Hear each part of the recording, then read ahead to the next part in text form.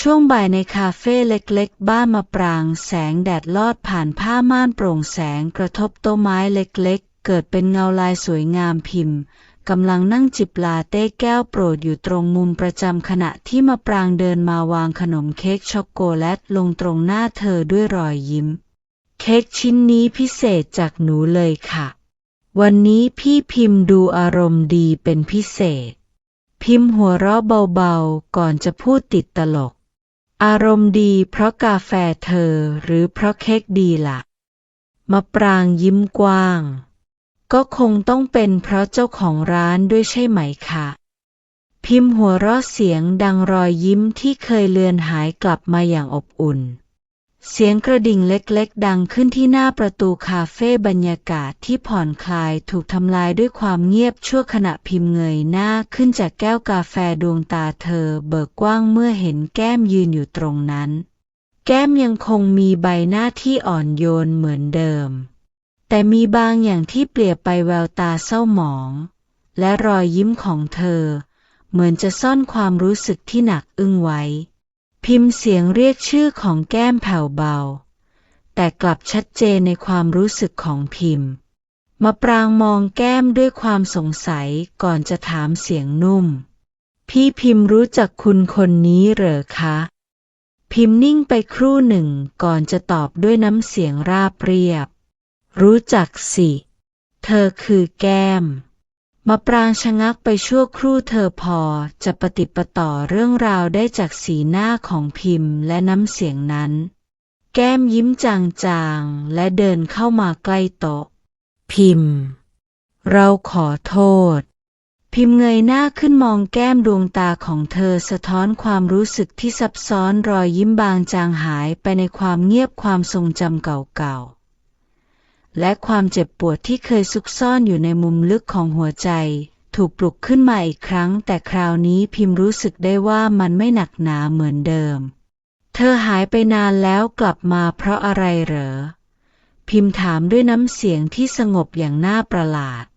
แก้มก้มหน้าลงเหมือนคนที่กำลังแบกความรู้สึกผิดหนักอึ้งก่อนจะเงยหน้าขึ้นดวงตาเธอแดงเรื่อชีวิตคู่ของเรามันล้มเหลวเราพยายามแล้วแต่เราไม่เคยมีความสุขจริงๆเลยแม้สักวันเดียว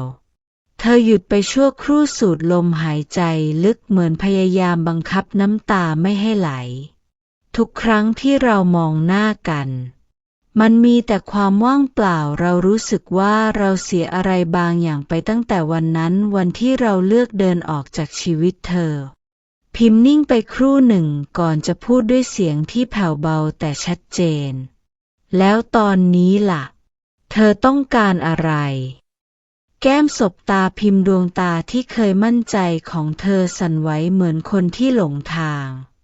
เราอยากกลับมาขอโทษอยากให้พิมพ์รู้ว่าเรารู้สึกผิดแค่ไหนที่ทิ้งเธอไป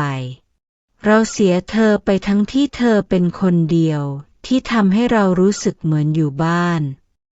พิมพ์หลับตาลงชั่วขณะเพื่อฟังเสียงในใจตัวเองเสียงที่เคยเต็มไปด้วยความโกรธ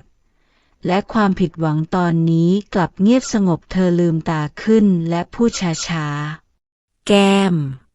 เธอรู้ไหมว่าตอนนั้นเราพยายามจะเป็นทุกอย่างสำหรับเธอแต่ในขณะเดียวกันเราเหมือนสูญเสียตัวเองไปด้วยแก้มเบือนหน้าหนีน้ำตาที่กลั้นไว้เริ่มไหลออกมาเธอกระซิบแผ่วเบาเรารู้และนั่นแหละคือความผิดของเราอยากกลับมาแก้ไขทุกอย่างพิมพ์ถอนหายใจลึกและพูดเสียงเรียบแต่หนักแน่นความเจ็บปวดของเรามันไม่ได้หายไปเพราะคำขอโทษหรอกนะแก้มเราเคยหวังว่าเธอจะกลับมาในวันที่เรายังรอแต่เธอไม่ได้กลับมาในวันนั้นและเราก็ต้องเรียนรู้ที่จะอยู่กับความจริงแก้มยืนนิ่งน้ำเสียงของพิมพ์ไม่ได้ดุดันแต่มันหนักหน่วงเพราะความจริงที่ไม่อาจย้อนกลับได้ตอนนี้เธอกลับมาแต่เราไม่ใช่คนเดิมอีกต่อไปแล้วเราเปลี่ยนไปแล้วแก้มและการเปลี่ยนแปลงนี้เกิดขึ้นเพราะเรารักตัวเองมากพอที่จะก้าวต่อไป แก้มก้มหน้าราวกับเธอเพิ่งเข้าใจความหมายของความสูญเสียที่แท้จริงน้ำตาหยดลงบนพื้นไม้เสียงเบาเราสายไปแล้วใช่ไหมแก้มถามด้วยเสียงแผ่วพิมพ์ยิ้มบางๆรอยยิ้มนั้นไม่ใช่ความเย้ยเย้ยหรือความสะใจแต่เป็นรอยยิ้มของคนที่ปลดปล่อยตัวเองจากอดีตได้แล้วเธอไม่ได้สายไปสำหรับตัวเองหรอกแก้มเธอแค่ต้องเรียนรู้ที่จะรักตัวเองโดยไม่ต้องมีเราเป็นคำตอบแก้มสูดลมหายใจลึกและเงยหน้าขึ้นแม้ดวงตาจะเต็มไปด้วยน้ำตาแต่เธอรู้ดีว่าพิมพ์ได้ให้บทเรียนที่สำคัญที่สุดแก่เธอขอบคุณนะพิมพ์ขอบคุณที่ยอมรับฟังเราพิมพ์พยักหน้าเบาๆและพูดด้วยน้ำเสียงที่อ่อนโยนชีวิตของเธอยังมีทางเดินอีกยาวไกลเธอสมควรจะเจอความสุขในแบบที่เธอเลือกด้วยตัวเองไม่ใช่การย้อนกลับมาหาใครสักคนเพื่อแก้ไขอดีตแก้มยิ้มทั้งน้ำตาก่อนจะหมุนตัวเดินออกจากคาเฟ่เสียงกระดิ่งประตูดังขึ้นอีกครั้งและเงียบไปในที่สุดพิมพ์มองประตูคาเฟ่ที่ปิดลงก่อนจะหลับตาเธอรู้สึกถึงน้ำหนักบางอย่างที่เคยแบกไว้หลุดออกจากบ่าความเสียใจและความคาดหวังที่เคยเป็นเหมือนโซ่ตรวนถูกปลดออกมะปรางเดินเข้ามาใกล้แล้วถามเสียงเบาพี่พิมพ์โอเคไหมคะพิมพ์ลืมตาขึ้นรอยยิ้มบางปรากฏบนใบหน้าโอเคสิเพราะตอนนี้เรารู้แล้วว่าเรายิ้มได้โดยไม่ต้องรอใครกลับมามะปรางยิ้มตอบรอยยิ้มของเธอเหมือนลมเย็นที่พัดผ่านกลางฤดูร้อนเรียบง่ายแต่ปลอบประโลมใจแก้มจากไปพร้อมความเสียใจที่เธอจำต้องเรียนรู้แต่พิมพ์เลือกที่จะปล่อยมือจากอดีตและในขณะเดียวกันเธอก็ได้ก้าวไปสู่ความรักที่เริ่มต้นใหม่ในรูปแบบที่เรียบง่ายและบริสุทธิ์ในคาเฟ่เล็กๆแห่งนั้นเสียงดนตรีในใจของพิมพ์ไม่ได้เป็นบทเพลงแห่งความสูญเสียอีกต่อไปแต่เป็นเสียงที่บอกให้รู้ว่าบางครั้งการปล่อยวางคือการรักตัวเองอย่างแท้จริงช่วงเย็นในคาเฟ่เล็กๆบ้านมะปรางอากาศอบอวลไปด้วยกลิ่นกาแฟหอมกรุ่น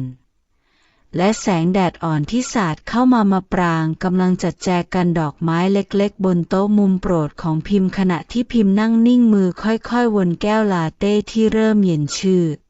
ในใจของพิมพ์เต็มไปด้วยความสับสนหลังจากการปรากฏตัวของแก้มเมื่อวานความรู้สึกเก่าๆที่เธอคิดว่าหมดไปแล้วกลับถูกปลุกขึ้นมาอีกครั้งมันเหมือนแผลที่หายดีแล้วแต่กลับถูกสะกิดให้เจ็บแปลกมะปรางเงยหน้าขึ้นเห็นพิมพ์ที่ดูเหม่อลอยผิดปกติจึงเดินเข้ามานั่งตรงข้ามพลางส่งยิ้มบางพี่พิมพ์มีอะไรในใจหรือเปล่าคะพิมพ์สะดุ้งเล็กน้อยก่อนจะถอนหายใจลึกเรากำลังสับสนเราคิดว่าตัวเองก้าวข้ามอดีตมาได้แล้วแต่พอแก้มกลับมามันเหมือนทุกอย่างถอยกลับไปจุดเดิมมะปรางฟังด้วยความสงบแม้ในใจจะเจ็บปวดที่ได้ยินชื่อของแก้มแต่เธอยังคงมองพิมพ์ด้วยแววตาที่อ่อนโยนหนูเข้าใจนะคะความรักที่ครั้งหนึ่งเราเคยให้ความสำคัญมากมันไม่ใช่เรื่องง่ายที่จะลืมมะปรางหยุดเล็กน้อยก่อนจะพูดต่อแต่พี่พิมพ์ต้องถามตัวเองว่าสิ่งที่พี่รู้สึกตอนนี้คือความรักหรือความเสียดายพิมพ์นิ่งไปทันทีที่ได้ยินคำถามนั้นเธอเผลอกำมือแน่นความรู้สึกของเธอปั่นป่วนเหมือนคลื่นน้ำที่โถมกระทบฝั่งเราไม่แน่ใจเราเคยฝันว่าจะได้รักแก้มอย่างไม่มีเงื่อนไขแต่ในความเป็นจริงมันพังไปหมดแล้วมะปรางพยักหน้าดวงตาเธอฉายความเข้าใจความฝันบางอย่างต่อให้พยายามสร้างขึ้นมาใหม่มันก็ไม่เหมือนเดิมนะคะมะปรางยิ้มบางก่อนจะพูดต่อด้วยน้ำเสียงอ่อนโยนพี่พิมพ์หนูไม่อยากเป็นทางเลือกของพี่นะคะหนูอยากให้พี่เลือกจากใจจริงๆว่าตัวเองต้องการอะไร พิมพ์เงยหน้าขึ้นมองมะปรางแววตาของมะปรางเต็มไปด้วยความซื่อตรงไม่ใช่ความหวังจะครอบครองแต่เป็นความหวังดีที่ทำให้พิมพ์รู้สึกเหมือนมีที่พักใจถ้าพี่พิมพ์คิดว่าแก้มคือคำตอบหนูจะไม่โกรธพี่เลยค่ะแต่หนูอยากให้พี่แน่ใจว่านั่นเป็นเพราะความรักจริงๆไม่ใช่ความทรงจำที่พยายามจะซ่อมแซมพิมพ์รู้สึกถึงความอบอุ่นแผ่ซ่านไปทั้งใจน้ำเสียงของมะปรางไม่เคยกดดันเธอแต่กลับเป็นเหมือนมือที่ยื่นมาให้เธอยึดไว้ในวันที่กำลังล้มพิมพ์หลับตาลงครู่หนึ่งแล้วสูดลมหายใจลึกเราไม่อยากทำให้เธอเจ็บแต่ก็ไม่อยากหลอกตัวเองอีกแล้วมะปรางยิ้มบางแม้จะมีรอยเจ็บในดวงตาแต่เธอยังคงยิ้มด้วยความหวังดีหนูรู้ค่ะและพี่พิมพ์ต้องฟังเสียงหัวใจของตัวเองไม่ใช่ความคาดหวังของใครเลยพิมพ์มองมะปรางตรงหน้าแล้วรู้สึกได้ถึงความจริงใจที่ไม่เคยต้องอธิบายด้วยคำพูดเธอรู้ว่าเธอไม่ต้องรีบตัดสินใจแต่เธอต้องถามตัวเองว่าใครกันแน่ที่ทำให้เธอยิ้มได้ในทุกๆวันเสียงกระดิ่งประตูดังขึ้นอีกครั้งเมื่อลูกค้าคนใหม่เดินเข้ามาแต่ในใจของพิมพ์กลับเงียบสงบลงเหมือนลมที่พัดผ่านทุ่งหญ้าหลังฝนตกเธอยิ้มบางและพูดด้วยน้ำเสียงอ่อนโยนขอบคุณนะมะปรางเธอเป็นเหมือนแสงไฟในที่ที่เคยมืดมิดที่สุดของเราความสับสนในหัวใจของพิมพ์ค่อยๆคลี่คลายเธอรู้ว่าไม่ว่าจะเลือกทางไหนเธอต้องเลือกด้วยหัวใจที่ซื่อสัตย์ต่อความรู้สึกตัวเองและในขณะเดียวกันเธอเริ่มเข้าใจว่าความรักที่แท้จริงไม่ใช่การยึดติดกับอดีตแต่คือการมองเห็นใครบางคนที่พร้อมจะเดินเคียงข้างในวันนี้และวันข้างหน้าแบบที่มะปรางทำเสมอเสียงลมเย็นพัดผ่านบานหน้าต่างของร้านคาเฟ่ในยามบ่ายแต่ในใจของพิมพ์กลับไม่ได้สงบเหมือนอากาศภายนอกเธอนั่งนิ่งอยู่ในห้องนั่งเล่นเล็กๆหลังจากที่มะปรางขอตัวออกไปส่งลูกค้าความเงียบทำให้ความคิดของพิมพ์เริ่มย้อนกลับไปในช่วงเวลาที่เธอเคยเจ็บปวดที่สุด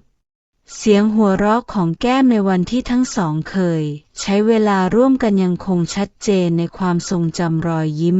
ที่พิมพ์เคยเฝ้ามองอย่างหลงใหลตอนนั้นเธอเชื่อว่ารอยยิ้มนั้นจะเป็นของเธอไปตลอดชีวิตแต่วันหนึ่งแก้มเดินจากไปพร้อมกับข่าวการแต่งงานที่ทำให้โลกของพิมพ์พังทลายความเงียบจากแก้มหลังจากนั้นทำให้พิมพ์เหมือนถูกทิ้งไว้กลางความมืดเธอใช้เสียงกีตาร์ของตัวเองกลบความเงียบในใจจนกระทั่งวันหนึ่งเธอเลือกที่จะหยุดเล่นเพราะรู้ว่ามันไม่อาจเยียวยาได้อีกแล้วเสียงกระดิ่งเล็กๆดังขึ้นที่หน้าประตูคาเฟ่พิมพ์เงยหน้าขึ้นและพบว่าแก้มเดินเข้ามาช้าๆในมือของเธอถือดอกไม้ช่อเหล็กดอกไม้ที่พิมพ์จำได้ว่ามันคือดอกแคสเปียร์ดอกไม้แห่งการรอคอยที่ไม่สมหวังแก้มเดินมานั่งลงตรงหน้าดวงตาของเธอเต็มไปด้วยความรู้สึกหลากหลายก่อนที่เธอจะเอ่ยขึ้นเสียงแผ่วพิมพ์แก้มอยากเล่าให้พิมพ์ฟังว่าทำไมทุกอย่างถึงกลายเป็นแบบนั้นพิมพ์มองแก้มนิ่งๆไม่มีคำตอบรับหรือปฏิเสธแต่แก้มก็เริ่มพูดต่อการแต่งงานของแก้มมันไม่ใช่ความฝันที่ใครๆคิดหรอกพิมพ์แก้มหลบสายตามือเธอกุมกันแน่นเหมือนพยายามประคองตัวเองไม่ให้พัง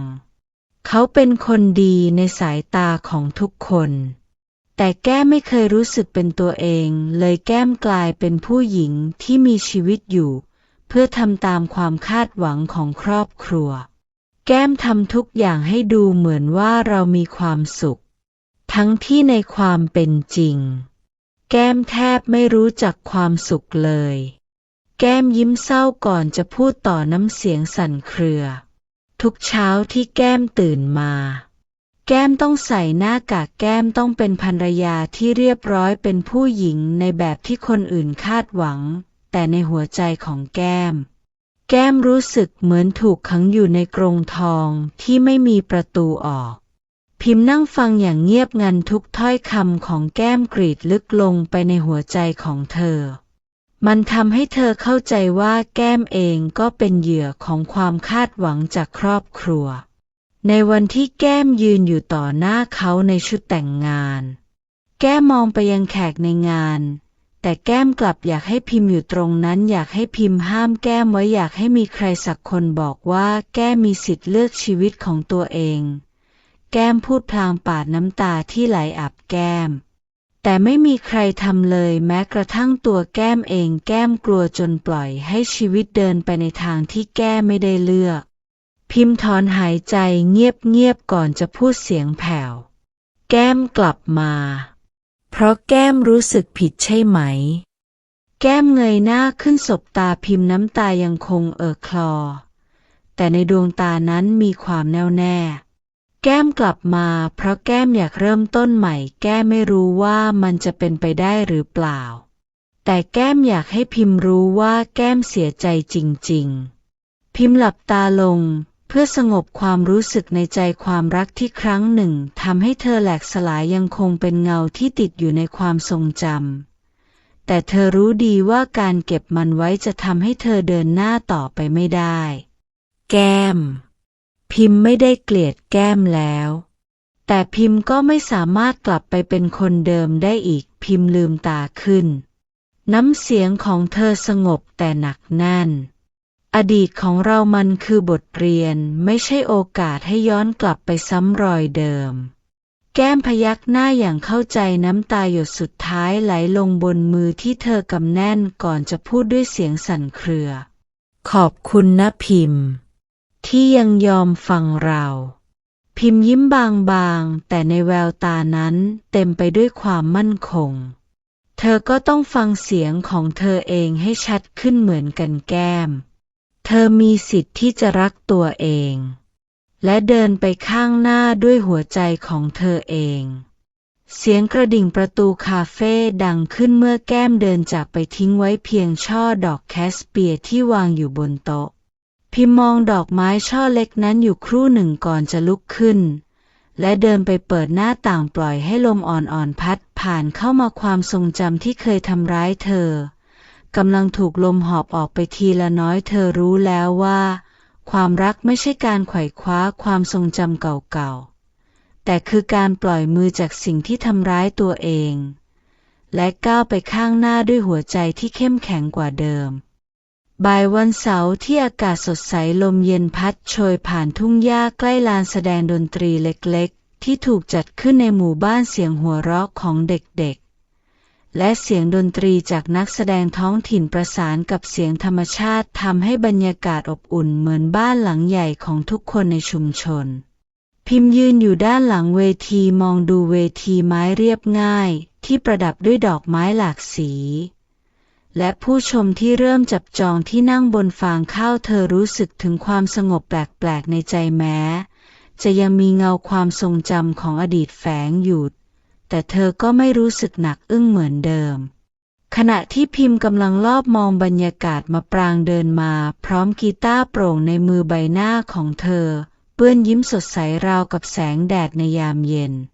พี่พิมพ์คะวันนี้หนูจะมีเพลงพิเศษให้ฟังนะมะปรางพลางวางกีตาร์ลงบนโต๊ะเล็กๆด้านข้างพิมพ์หัวเราะเบาๆก่อนจะถามเธอจะแต่งเพลงอะไรอีกล่ะหรือเป็นเพลงเกี่ยวกับลาเต้ช็อกโกแลตของเธอมะปรางหัวเราะและสายหน้าเปล่าค่ะวันนี้เป็นเพลงที่หนูเขียนให้พี่คำพูดนั้นทำให้พิมพ์นิ่งไปเธอมองมะปรางด้วยความประหลาดใจไม่นานนักมะปรางก้าวขึ้นเวทีพร้อมกับกีตาร์โปร่งคู่ใจเสียงปรบมือจากผู้ชมดังขึ้นต้อนรับเธอด้วยความอบอุ่นมะปรางปรับสายกีตาร์เบาๆก่อนจะยิ้ม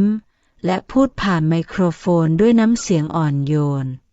วันนี้หนูมีเพลงที่อยากร้องให้ใครบางคนฟังค่ะเป็นเพลงที่พูดถึงการเริ่มต้นใหม่และการเชื่อมั่นในความสุขที่เราเลือกได้เองสายลมพัดพลิ้วดอกไม้ที่ประดับรอบเวทีสั่นไหวเสียงกีตาร์ตัวเล็กดังขึ้นพร้อมทำนองนุ่มละมุน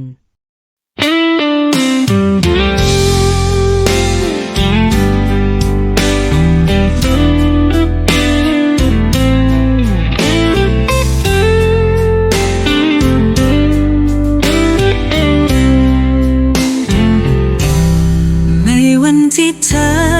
หลงทางเดินคนเดียวท่ามกลางความเงียบงันเลือกอาจดูไม่เป็นใจแต่ฉันเฝ้ามองเธอเสมอไม่ต้องแก้มวุ้นใครในสายตาใครแค่เธอยิ้มออกมาก็พอแล้วเธอคือคนที่ทำให้ใจฉันเชื่อมันคนที่ทำให้ทุกวันดูสดใสไม่ต้องเป็นใครแค่เป็นเธอเท่านั้นและเธอจะเป็นคนที่ทำให้ฉันยิ้มได้เหมือนชีวิตฉันมีใบคลาดังเพลาเขาแก่ทำเธอเสียใจแต่เธอไม่ต้องแบกทุกแผลงเอาไว้เพราะฉันจะอยู่ตรงนี้ของเธอตลอดไปเธอคือคนวิทำนี้บอกแล้วเรื่องราวเก่าๆทำเธอเสียใจแต่เธอไม่ต้องแบกทุกแผลงเอาไว้เพราะฉันจะอยู่ตรงนี้ของเธอตลอดไปเธอเป็นคนที่ทำให้ใจฉันเชื่อมันคนที่ทำให้ทุกวันดูสดใสไม่ต้องเป็นใครแค่เป็นเธอเท่านั้นและเธอจะเป็นคนที่ทำให้ฉันยิ้มบานตาฉันไม่ได้ขอให้เธอเปลี่ยนตัวเองแต่แค่เธอเชื่อว่าเธอมีความหมายเสียงเพลงของเธอคือบทกวีที่งดงามและเป็นให้พันที่ทำให้ฉันยังยิ้มได้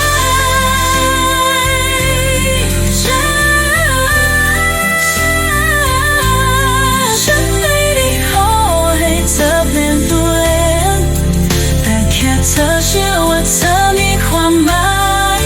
เสียงเพลงของเธอคือบทกวีที่งดงามและเป็นคือคนที่ทำให้ฉันยังยิ้มได้เธอคือคนที่เธอไทยจะเปลี่ยนตัว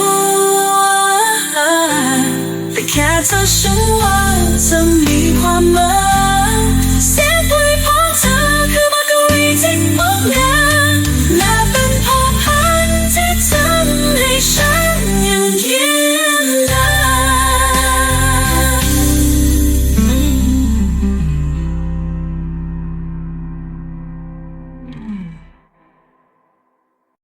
พิมพ์นั่งฟังเงียบๆราวกับโลกหยุดนิ่งเพลงของมะปรางไม่ได้แค่พูดถึงเธอ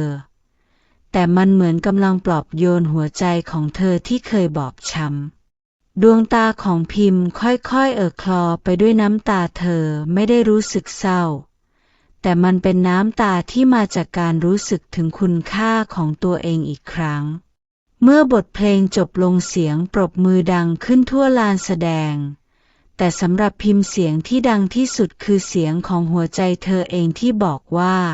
เธอไม่โดดเดี่ยวอีกต่อไปมะปรางก้าวลงจากเวทีเดินตรงมาหาพิมพ์พร้อมรอยยิ้มหนูไม่ใช่นักแต่งเพลงเก่งๆหรอกนะคะแต่หนูอยากให้พี่พิมพ์รู้ว่าพี่เป็นแรงบันดาลใจให้หนูเสมอพิมพ์ยิ้มทั้งน้ำตาเธอจับมือมะปรางไว้แน่นแล้วด้วยเสียงสั่นเล็กน้อยขอบคุณนะขอบคุณที่ทำให้เราเชื่อว่าความสุขเป็นเรื่องที่จับต้องได้ในวันนั้นเสียงเพลงของมะปรางไม่ได้เพียงช่วยปลอบโยนหัวใจของพิมพ์แต่ยังทำให้เธอรู้ว่าเธอไม่ได้เดินคนเดียวในเส้นทางชีวิตนี้ บทเพลงแห่งมิตรภาพที่อบอุ่นนั้นได้ทำให้พิมพ์ตระหนักว่าความสุขแท้จริงไม่ใช่การลบความเจ็บปวดแต่คือการยอมรับว่าความสุขใหม่สามารถเกิดขึ้นได้จากหัวใจที่เรียนรู้ที่จะรักตัวเองอีกครั้งเย็นวันหนึ่งที่ลมพัดเอ่ยแสงอาทิตย์ยามเย็นสีส้มทองทาบทับหลังคาคาเฟ่บ้านมะปรางผู้คนทยอยเดินกลับบ้านหลังจากงานแสดงดนตรีจบลงแต่ในมุมหนึ่งของลานดนตรีพิมพ์ยืนเงียบๆมองไปยังขอบฟ้าที่ค่อยๆแปรเปลี่ยนสีเสียงฝีเท้าคนค่อยๆดังเข้ามาใกล้พิมพ์หันไปช้าๆและพบว่าเป็นแก้มผู้หญิงที่เคยเป็นทั้งความรักและความเจ็บปวดของเธอแก้มยืนอยู่ตรงนั้นใบหน้าของเธอดูเหนื่อยล้าแต่ในดวงตามีประกายของความหวังที่ถูกจุดขึ้นมาอีกครั้งพิมพ์แก้มเอ่ยเรียกชื่อด้วยน้ำเสียงที่สั่นเล็กน้อยเราอยากคุยกับเธออีกครั้งได้ไหมพิมพ์ถอนหายใจลึกก่อนจะพยักหน้าเธอรู้ดีว่าหัวใจของเธอแข็งแกร่งพอที่จะฟังอีกฝ่ายได้โดยไม่พังทลายอีกต่อไปแก้มสูดลมหายใจลึกก่อนจะพูดด้วยน้ำเสียงที่เปลือยเปล่าความรู้สึกเรารู้ว่าเราทำผิดแต่เราอยากเริ่มต้นใหม่กับเธอจริงๆเราไม่เคยลืมเธอเลยแม้แต่วันเดียวพิมพ์เงียบฟังคำพูดเหล่านั้นเหมือนเป็นเสียงที่เคยรอคอยในอดีตแต่วันนี้มันกลับไม่ได้ทำให้หัวใจเธอสั่นไหวเหมือนก่อนเธอรู้ไหมความรักครั้งนั้นทำให้เราเหมือนคนหลงทางนานหลายปีพิมพ์พูดช้าๆดวงตาจับจ้องไปที่ดวงอาทิตย์ที่ลับขอบฟ้าแก้มก้มหน้าลงน้ำเสียงเธอสั่นเครือเรารู้และเราขอโทษที่ทำให้เธอต้องเจ็บปวดแบบนั้นเราแค่หวังว่าเราจะได้โอกาสอีกครั้งเพื่อพิสูจน์ว่าเรายังรักเธอจริงๆพิมพ์หันกลับมามองแก้มแววตาของเธออ่อนโยนแต่มั่นคงแก้มความรักของเรามันสวยงามมากในตอนที่มันยังไม่แตกสลายแต่เราจะไม่มีวันกลับไปเป็นเหมือนเดิมได้อีกแล้วน้ำตาแก้มไหลรินแต่เธอพยายามฝืนยิ้มทำไมล่ะพิมพ์เราสัญญาว่าจะไม่ทำให้เธอเสียใจอีกพิมพ์สายหน้าเบาๆก่อนจะพูดต่อเราไม่เคยเกลียดเธอเลยแต่การให้อภัยไม่ได้หมายความว่าเราจะต้องกลับไปรักกันเหมือนเดิมแก้มสะอื้นก่อนจะถามเสียงแผ่วแล้วเธอรักใครได้อีกหรือยังพิมพ์ยิ้มบางๆดวงตาของเธอสะท้อนแสงอ่อนๆของยามเย็นใช่เรารักตัวเองได้อีกครั้งและมีใครบางคนที่ทำให้เรายิ้มได้โดยไม่ต้องฝืนคำตอบนั้นทำให้แก้มเงียบลงความเศร้าค่อยๆแปรเปลี่ยนเป็นความเข้าใจเธอรู้แล้วว่าความรักที่เธอพยายามจะทวงคืนกลับมาไม่สามารถฟื้นคืนได้อีกต่อไปพิมพ์เอื้อมมือแต่ไหล่แก้มเบาๆด้วยความอ่อนโยน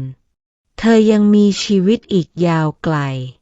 เธอต้องรักตัวเองให้ได้ก่อนแก้มอย่าใช้ความรู้สึกผิดเป็นข้ออ้างในการตามหารักที่ผ่านไปแล้วแก้มพยักหน้าน้ำตายังคงไหลแต่ในดวงตามีความเข้มแข็งที่เริ่มก่อตัวขอบคุณนะพิมพ์ขอบคุณที่ทำให้เรารู้ว่าการรักใครสักคน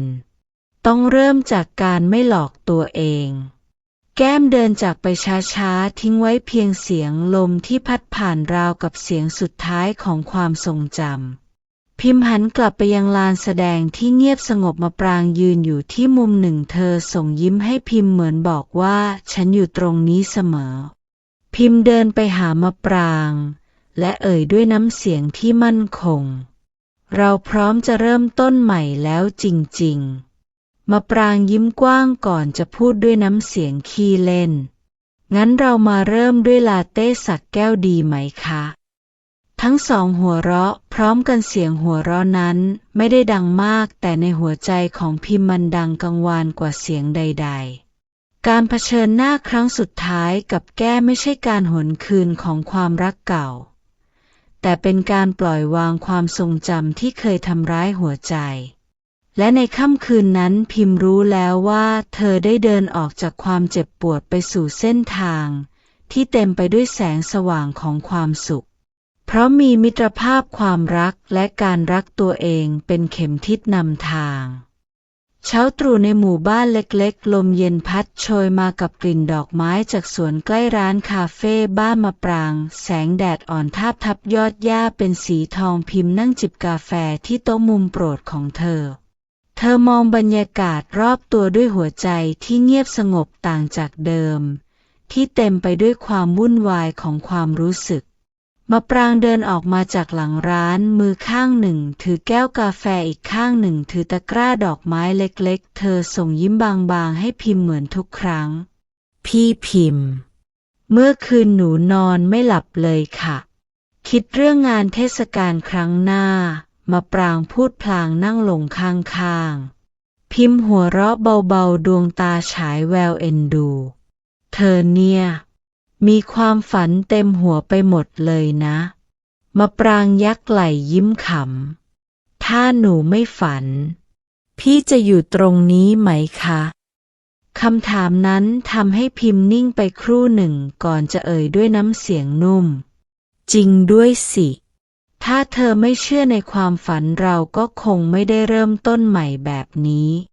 พิมพ์มองหน้ามะปรางความสดใสและความอบอุ่นของผู้หญิงตรงหน้าทำให้เธอรู้สึกปลอดภัยรู้สึกเหมือนมีพื้นที่ที่เธอไม่ต้องปิดบังความรู้สึกของตัวเองมะปรางเราไม่เคยคิดว่าเราจะกล้ารักใครได้อีกพิมพ์พูดพลางวางแก้วกาแฟลงเธอเงยหน้ามองท้องฟ้าสีครามแล้วพูดต่อเรากลัวว่าถ้าเปิดใจอีกครั้งเราจะเจ็บเหมือนเดิมมะปรางฟังเงียบๆด้วยความเข้าใจเธอไม่รีบเร่งหรือพยายามปลอบโยนเธอแค่จับมือพิมพ์ไว้แน่นแต่เบามือพอให้รู้ว่าเธออยู่ตรงนี้พี่พิมพ์คะไม่เป็นไรเลยค่ะถ้าพี่จะก้าวไปช้าๆเรามีเวลาเสมอหลังจากบทสนทนาในเช้าวันนั้นชีวิตของพิมพ์เริ่มเปลี่ยนไปทีละน้อยเธอยอมให้มะปรางเข้ามาเป็นส่วนหนึ่งในวันธรรมดาของเธอไม่ใช่ด้วยการหวานซึ้งหรือสัญญาที่ฟังดูเลิศหรู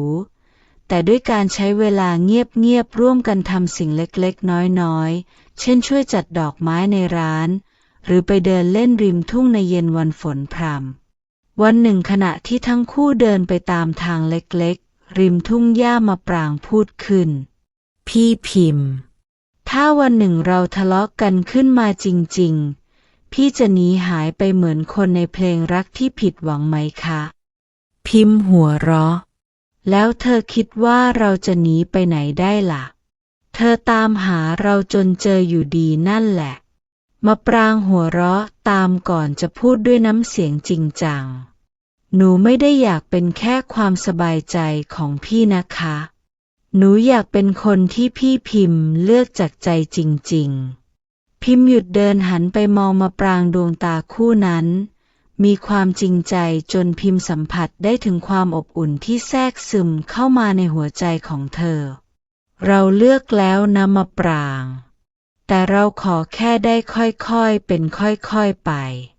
เพื่อให้ครั้งนี้เป็นความรักที่แข็งแรงจริงๆวันเวลาผ่านไปความสัมพันธ์ของพิมพ์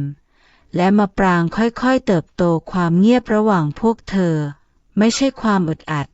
แต่เป็นความเข้าใจที่ไม่ต้องใช้คำพูดทุกเช้าที่พิมพ์ตื่นขึ้นมาเธอไม่ได้รู้สึกโดดเดี่ยวอีกต่อไป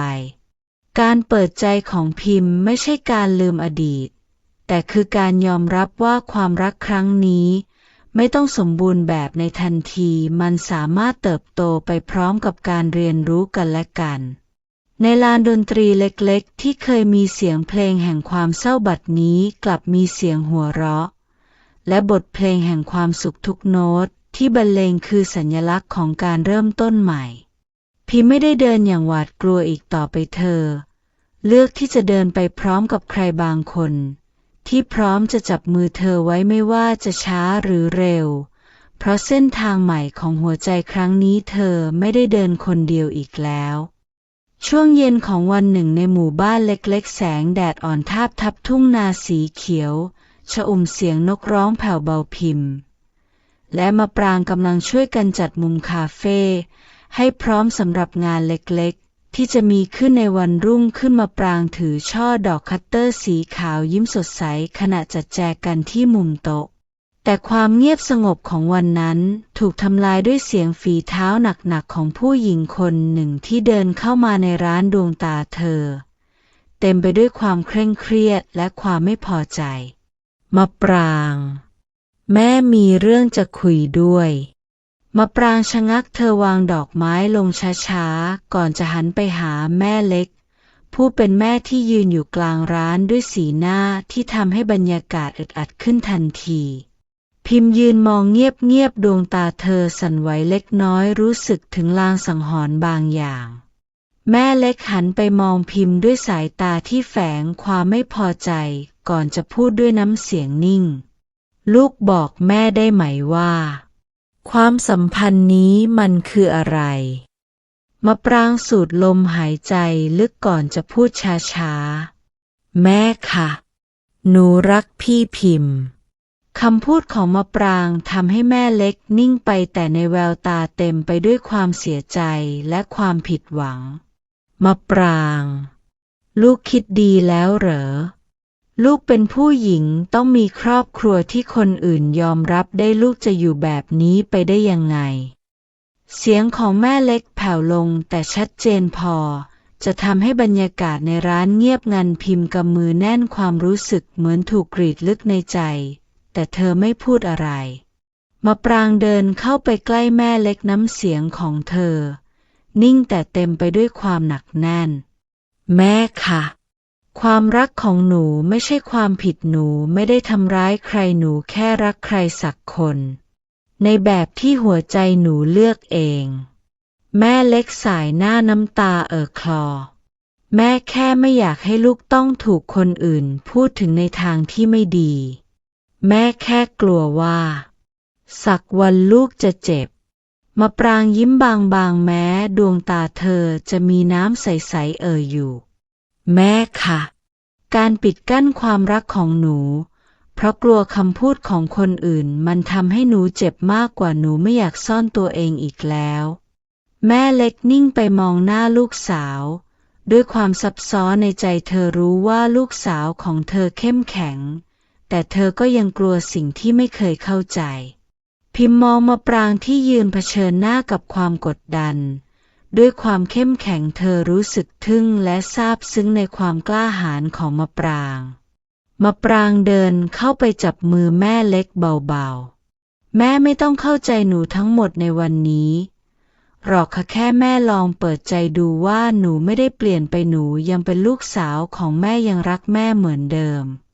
แม่เล็กหลบสายตาไปชั่วขณะก่อนจะถอนหายใจยาวและเดินออกจากร้านไปช้าๆหลังจากแม่เล็กจับไปความเงียบงันในร้านทำให้พิมพ์รู้สึกเหมือนทุกอย่างหยุดนิ่งเธอเดินเข้าไปหามะปรางวางมือลงบนไหล่ของเธออย่างแผ่วเบาเธอโอเคไหมมะปรางเงยหน้ามายิ้มแต่แววตายังแดงช้ำหนูโอเคค่ะแม้มันจะยากแต่หนูรู้ว่าความรักที่แท้จริงต้องเริ่มจากการยืนหยัดในสิ่งที่เราเชื่อพิมพ์ดึงมะปรางเข้ามากอดแน่นเสียงหัวใจของมะปรางเต้นแรงอยู่ในอ้อมแขนของพิมพ์เป็นเสียงของความเข้มแข็งที่เธอไม่เคยได้ยินจากใครมาก่อน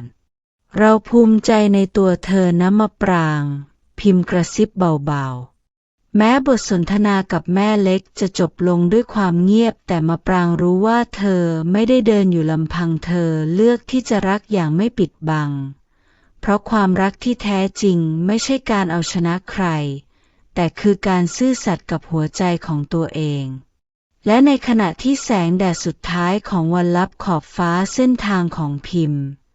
และมะปรางแม้จะมีอุปสรรคแต่เธอทั้งสองก็รู้ดีว่าความรักครั้งนี้จะไม่สั่นคลอนง่ายๆเพราะมันเริ่มต้นจากความเชื่อมั่นในกันและกันในร้านคาเฟ่เล็กๆแห่งนี้ความเงียบไม่ได้หมายถึงความอ้างว้างแต่มันเป็นช่วงเวลาที่หัวใจของทั้งคู่เรียนรู้ ที่จะรักอย่างมั่นคงท่ามกลางเสียงคัดค้านของสังคมความรักที่ต้องเผชิญแรงกดดันนั้นอาจไม่ง่ายแต่ความกล้าหาญที่จะยอมรับความรักนั้นคือสิ่งที่ทำให้เธอยิ้มได้อย่างแท้จริง